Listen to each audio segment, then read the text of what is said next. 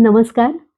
चंदन गाभा या यूट्यूब चॅनलवरच्या ललिता सहस्रनाम स्तोत्राच्या संथापठण उपक्रमात आपलं सर्वांचं मनःपूर्वक स्वागत.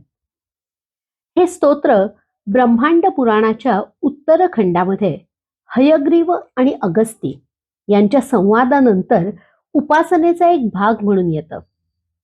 या स्तोत्राच्या पठणानं ललितांबिका प्रसन्न होईल आणि दैन्य, दुःख, दारिद्र्य नाहीसं होऊन गोंधळाच्या परिस्थितीतून आपली सुटका होईल, तणावापासून मुक्ती मिळेल, भावना आणि विचारांची स्पष्टता प्राप्त होईल, शरीरातल्या 6 चक्रांचं संतुलन होईल आणि समृद्धी, संपन्नता लाभेल.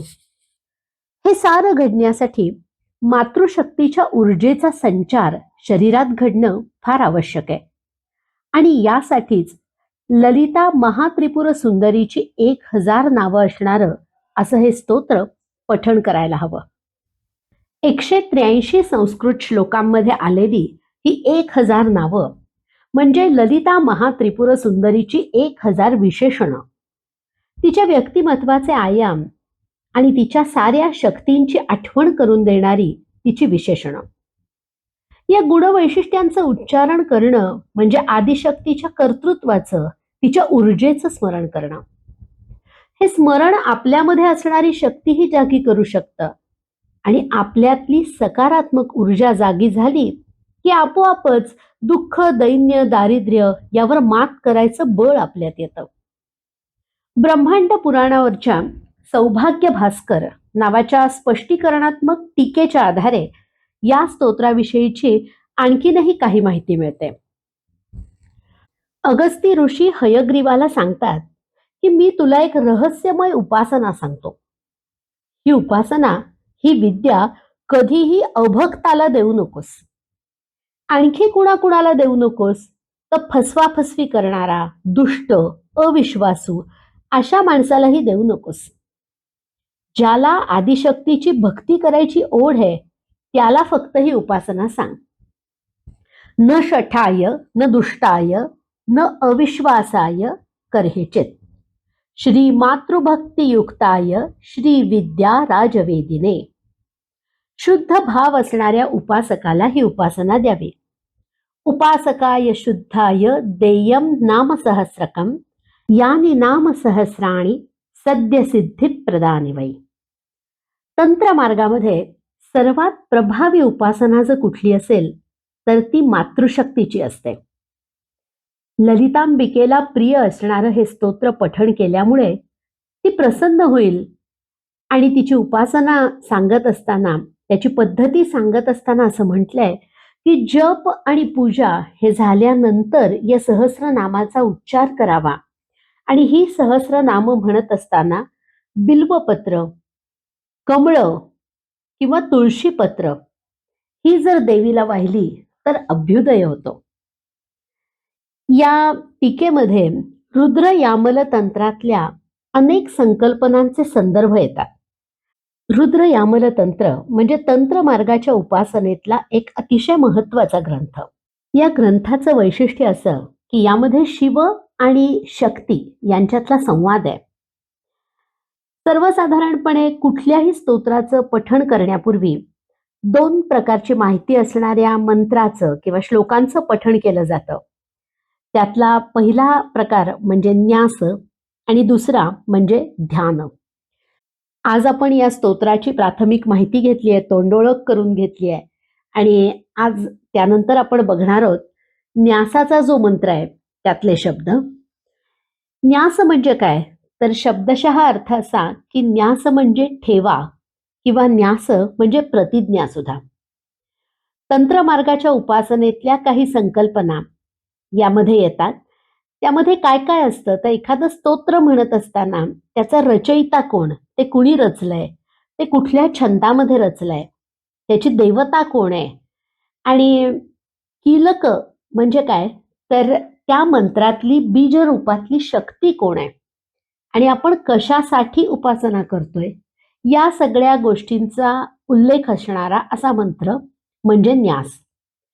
आणि हा उल्लेख प्रत्येक वेळी स्तोत्र म्हणत असताना केल्यामुळे काय होतं तर आपण हे जे स्तोत्र म्हणतोय हे काय करतोय, कशासाठी करतोय, या सगळ्याची आवृत्ती होऊन आपल्या मनातली जी इच्छा असते की ज्या इच्छेने आपण ते स्तोत्र म्हणतोय त्या इच्छेची तीव्रता वाढते.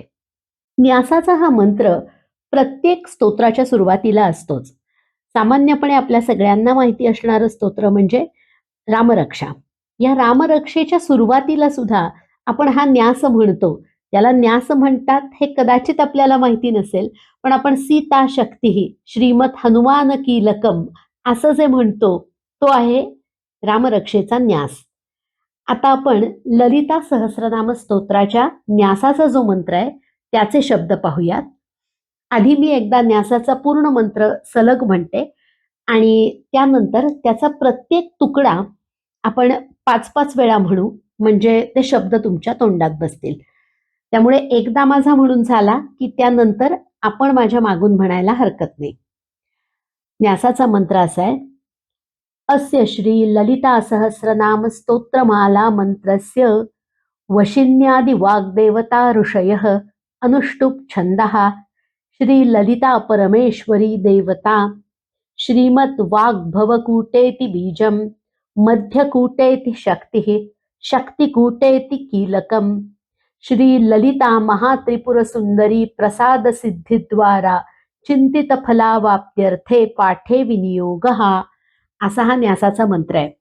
यामध्ये वाग्भवकूट, मध्यकूट, शक्तिकूट या तंत्र संप्रदायातल्या काही संकल्पना याच्यामध्ये आलेल्या आहेत. आता या मंत्राचा एक एक तुकडा आपण म्हणूया. अस्य श्री ललिता सहस्रनाम स्तोत्रमाला मंत्रस्य अस्य श्री ललिता सहस्रनाम स्तोत्रमाला मंत्रस्य अस्य श्री ललिता सहस्रनाम स्तोत्रमाला मंत्रस्य अस्य श्री ललिता सहस्रनाम स्तोत्रमाला मंत्रस्य अस्य श्री ललिता सहस्रनाम स्तोत्रमाला मंत्रस्य वशिन्यादि वाग्देवता ऋषयः वशिन्यादि वाग्देवता ऋषयः वशिन्यादि वाग्देवता ऋषयः वशिन्यादि वाग्देवता ऋषयः वशिन्यादि वाग्देवता ऋषयः अनुष्टुप छंदः अनुष्टुप छंदः अनुष्टुप छंदः अनुष्टुप छंदः अनुष्टुप छंदः श्री ललिता परमेश्वरी देवता श्री ललिता परमेश्वरी देवता श्री ललिता परमेश्वरी देवता श्री ललिता परमेश्वरी देवता श्री ललिता परमेश्वरी देवता श्रीमद् वाग् भवकूटेति बीजं श्रीमद् वाग् भवकूटेति बीजं श्रीमद् वाग् भवकूटेति बीजं श्रीमद् वाग् भवकूटेति बीजं श्रीमद् वाग् भवकूटेति बीजं मध्यकूटेति शक्तिः मध्यकूटेति शक्तिः मध्यकूटेति शक्तिः मध्यकूटेति शक्तिः मध्यकूटेति शक्तिः शक्तिकूटेति कीलकं शक्तिकूटेति कीलकं शक्तिकूटेति कीलकं शक्तिकूटेति कीलकं शक्तिकूटेति कीलकं श्री ललिता महात्रिपुर सुंदरी श्री ललिता महात्रिपुर सुंदरी श्री ललिता महात्रिपुर सुंदरी श्री ललिता महात्रिपुर सुंदरी श्री ललिता महात्रिपुर सुंदरी प्रसाद सिद्धिद्वारा चिंतित फलावाप्त्यर्थे पाठे विनियोगः प्रसाद सिद्धिद्वारा चिंतित फलावाप्त्यर्थे पाठे विनियोगः प्रसाद सिद्धिद्वारा चिंतित फलावाप्त्यर्थे पाठे विनियोगः प्रसाद सिद्धिद्वारा चिंतित फलावाप्त्यर्थे पाठे विनियोगः प्रसाद सिद्धिद्वारा चिंतित फलावाप्त्यर्थे पाठे विनियोगः. आता संपूर्ण न्यासाचा मंत्र आपण पुन्हा एकदा म्हणूया. अस्य श्री ललिता सहस्रनाम स्तोत्रमाला मंत्रस्य वशिन्यादि वाग्देवता ऋषयः अनुष्टुप छंदः श्री ललिता परमेश्वरी देवता श्रीमद्वाग्भवकूटेति बीजं मध्यकूटेति शक्तिः शक्तिकूटेति कीलकं श्रीललिता महात्रिपुरसुन्दरी प्रसादसिद्धिद्वारा चिंतितफलावाप्त्यर्थे पाठे विनियोगः. आजच्या भागामध्ये आपण ललिता सहस्रनाम स्तोत्राची माहिती पाहिली आणि हा न्यासाचा मंत्र पाहिला. उद्याच्या भागामध्ये आपण ध्यानाचा मंत्र पाहू आणि प्रत्यक्ष स्तोत्राच्या पठणाला सुरुवात करूया. आजचा भाग इथे थांबूया. श्री ललिता महात्रिपुर सुंदर्यै नमः.